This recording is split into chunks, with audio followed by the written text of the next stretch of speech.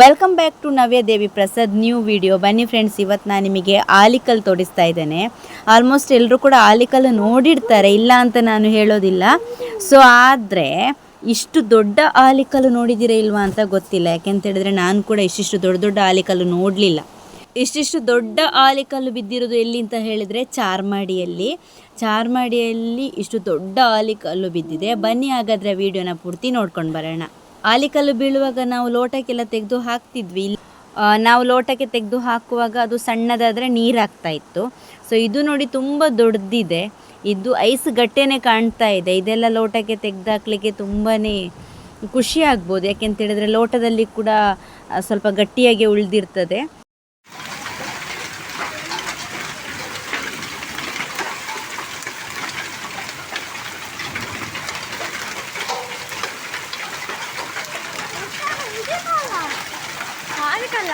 ಆಲಿಕಲ್ಲು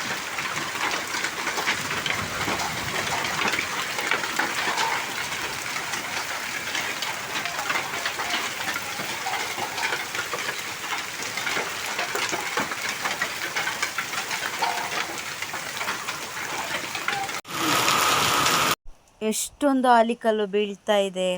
ಆಲಿಕಲ್ಲಿದು ಅದರ ನೀರಿದೆಯಲ್ಲ, ನಾವು ಲೋಟಕ್ಕೆ ಹಾಕಿ ತಗೊಳ್ತೇವಲ್ಲ, ಸೊ ಆವಾಗ ಅದು ಆಲಿಕಲ್ಲು ನೀರಾಗಿ ಅದರ ನೀರು ಉಳಿದಿರ್ತದಲ್ಲ, ಅದು ಕೂಡ ಮದ್ದಿಗೆ ಆಗ್ತದೆ ಅಂತ ಹೇಳೋದನ್ನ ನಾನು ಕೇಳಿದ್ದೇನೆ. ಓಕೆ, ನೋಡೋಣ ಬನ್ನಿ.